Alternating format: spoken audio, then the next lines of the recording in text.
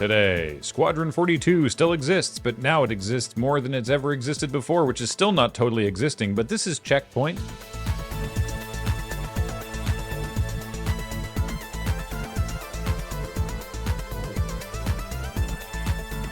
Welcome to CheckPoint, where I cannot wait to tell you about the fallout of the ABK buyout. We covered that last week.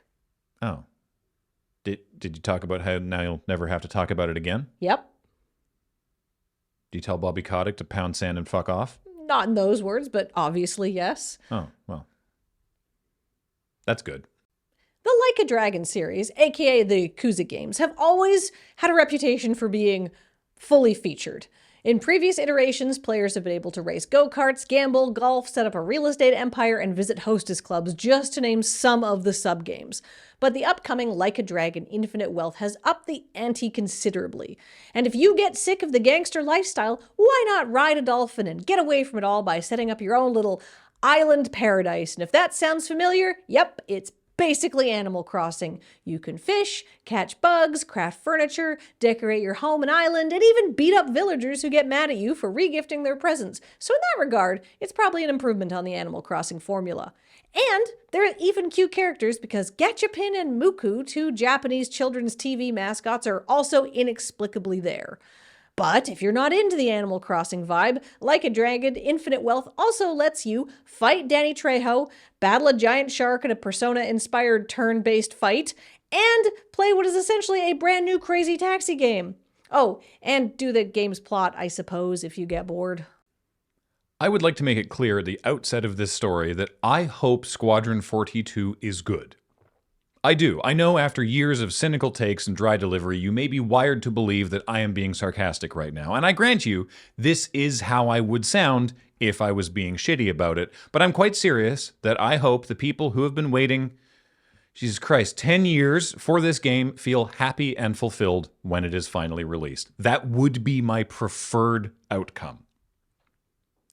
However, if this visually polished, star-studded, first-person space epic turns out to be an overcooked turd, I will take care to mention it as frequently as possible in crude and mocking tones.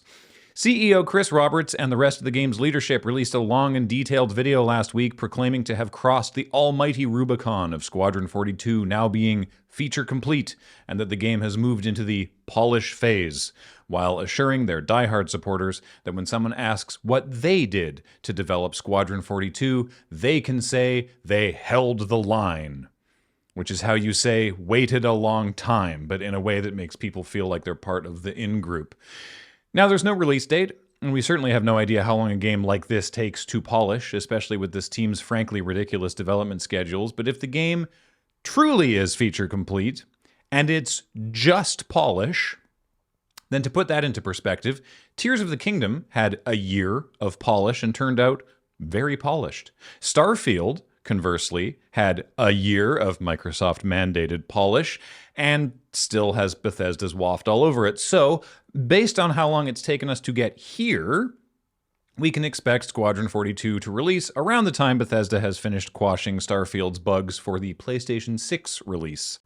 And now for some of the less newsworthy news of the week, it's QuickPoints. First up, stop feeling bad that you're less good at playing video games than the amazing AGDQ speedrunners. And start feeling bad that you're less good at playing video games than the amazing AGDQ speedrunners' dogs. Because that's right, at the next AGDQ in January, streamer JSR's Shiba Inu Peanut Butter will be speedrunning Gyromite, a puzzle platformer released for the NES. Peanut Butter will be playing in the newly created Dog Assist category, and I will be questioning my life choices. And speaking of making questionable life choices, streetwear brand Arc 8 has debuted their Lands Between capsule collection, which features things like a basic printed tee for $200 and a faux fur map-lined jacket for nearly $2,500. And it's easy to make fun of these or the pre-ripped sweater that says tarnish, but the map print bomber jacket and the Boss Fog sweatshirt honestly look sick as hell, and I would buy them for friends as a goof, but I've got a mortgage.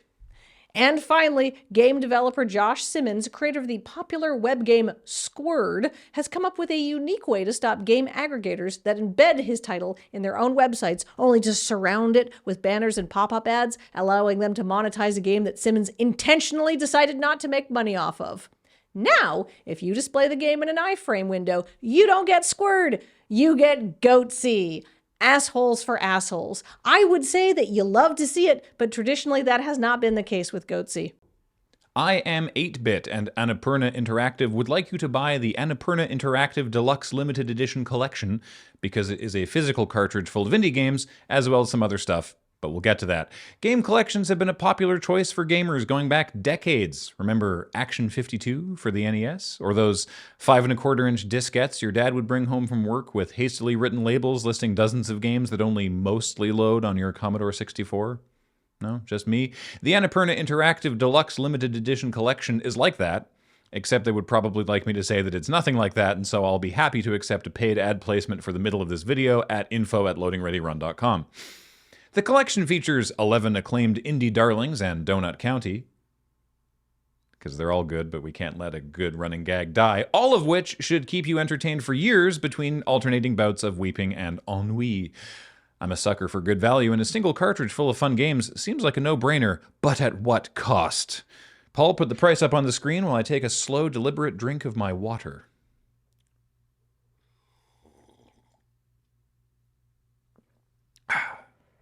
Oh, sorry, were you expecting a spit take?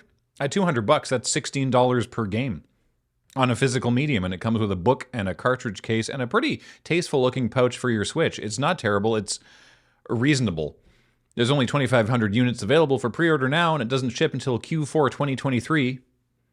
That's this quarter, so you should still have time to finish up all those half-played games you've left in your Steam library for years.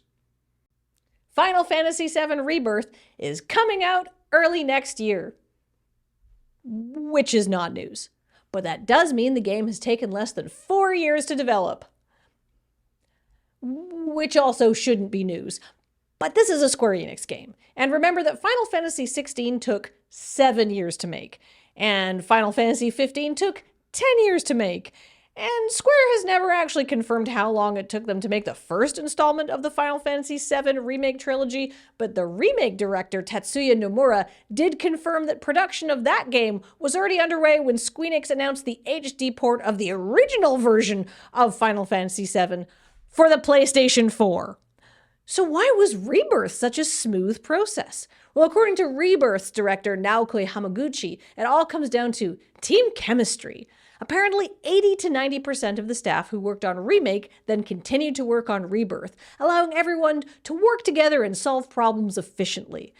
The fact that this has been breathlessly reported as an interesting and a noteworthy approach to game development, the company just didn't fire everyone after the game was done like so many other studios today do, opting instead to develop this culture of institutional knowledge and expertise, that also shouldn't be news. I was wondering when you were going to get to the third beat of that joke. Oh, I would never abandon one of the sacred rules of comedy. First, all jokes come in threes. Second, never punch down. Thanks for watching.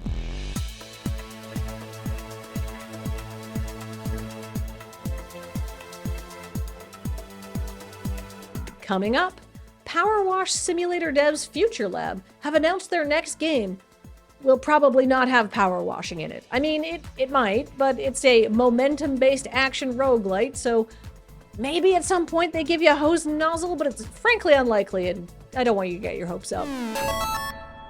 I truly was not being sarcastic in that I hope Squadron 42 is good.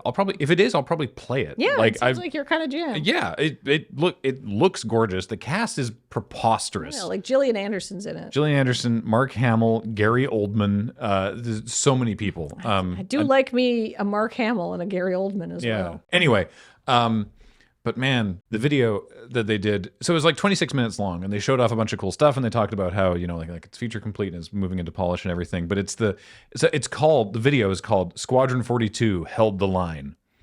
And that the bit where Chris Roberts literally says, when people ask you what you did to develop Squadron 42, you can tell them you held the line. Which,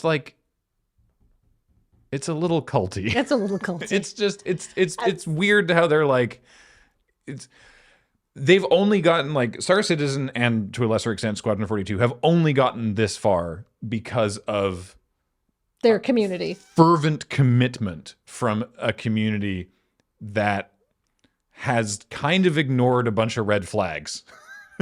And it seems like the developers have managed to surmount those red flags and are progressing to develop this thing that they want to make, albeit very slowly. And eventually, it'll get there. And the people who've been spending hundreds of dollars on ships seem very happy with what they're doing. So no hate to the community or anything. But that part of the video really felt like Chris Roberts being like, look, we know that people have been making fun of you. No, it's like, we know you're committed now. We're just gonna, they're creating a cult of personality around this game, right? Where it's like, yeah, you held the line. That's gonna live up to everyone's expectations. Good job, you. We wouldn't be here without you. Like, it's really like they're really like nurturing that in a way that I was like, ugh. I'd like to point out to Loading Ready Run fans who are genuinely nice people that we'd like to thank you for holding the line. Of giving it sounds dirty, even sarcastically, but genuinely. They call us out for stuff all the time, and I like that. Yeah, exactly. But yeah, thanks for giving to our Patreon and stuff, because we couldn't do this without you. I would like to commend Robert Space Industries for having probably the most in-depth and sophisticated timeline in progress tracker for the any game I've seen. I want to save the Annapurna story. First of all, I love Donut County. My main criticism of Donut County is that it was too short. I want more Donut County. I felt like I was just getting into it. Also, Beej wrote that story. Also, Beej wrote that story. That was point number 2, was Beej wrote that story. We couldn't. As soon as I saw the headline that Paul added to our stories doc of the Annapurna collection contains 12 acclaimed games on one Switch cartridge, I was like, okay, so it's 11 acclaimed games and what? Like, what's the... The problem is it was all 12 acclaimed games. How rude of Annapurna. Problem is I was reading the collection and I was like, oh, dang, this looks really good. Couldn't you have put one shit game in there for us, though? Like, come on. And Balloon Fight, no. Yeah. All game collections should just have Balloon Fight. Yeah, not because Balloon Fight is bad, so we can make fun of it. And the other thing that I found so incredibly silly, so they announced the PS5 Slim, right? Yes. Which looks... I was like, I need to see these side by side, because they were like, here's a photo of the PS5 Slim, and I'm like, it looks the same. I have no How is frame this of different scale. than the PS5 we already have? Yeah, and so you see them side by side, and it's like, okay, that one is smaller. It's not like, whoa, but it is like, it's smaller. Okay, good job, I guess. If you get the one that doesn't have the built-in disk drive, you can get the disk drive like as an add-on, right? Now, I would allege that one of the reasons people like to have the disk drive is because they don't want to have their PS5 connected to the internet, or they can't have it connected to the internet. They're like, no, I have the gaming console connected to my television and I get disc games. That's how I choose to operate. To activate the disk drive, it has to pair to the internet. Does it have to be on the internet after that? I don't think so, but it requires online pairing before use. Yeah, you have to check in with it on the first time that you use it, which is like, why? That's the thing I don't get. Like, it doesn't seem like that huge of a pain in the butt for me. I would be able to do that. I have Wi-Fi in the house. That'd be fine. But it's like, just the mandatory online check-in for this external disk drive seems very silly. It's like, is it tying that disk drive to that console? It's to check that you can only, we believe that it's to check that you can only use this thing. That you can't use third-party for third-party disk drives. Yeah, for like hacking or ripping or something. Right. That's the assumption from this Ars Technica article. But it's just it's very, very strange. We believe that it's only an initial check-in and not a constant phone home situation. Yeah, it allows total online play afterwards. Also from the Ars Technica article, hello Kyle. The online check-in could also prove to be a headache for future preservationists if and when Sony decide to shut off its disk drive syncing servers in the future. Yeah, right? It's like 15 years from now, it's like, oh, I have the thing. I can't. Oh, it's a brick. It won't go because they turned off the in. pairing, yeah. Very strange. Was there Loading Ready Run news? I can't remember. That was it. It's the Lost Caverns of Ixalan pre-release. So tune in for that on the Twitch channel, or the VOD will be up on the LRRMTG YouTube channel. Okay, that's all I have to say. We appreciate everyone's support. Thank you for holding the line.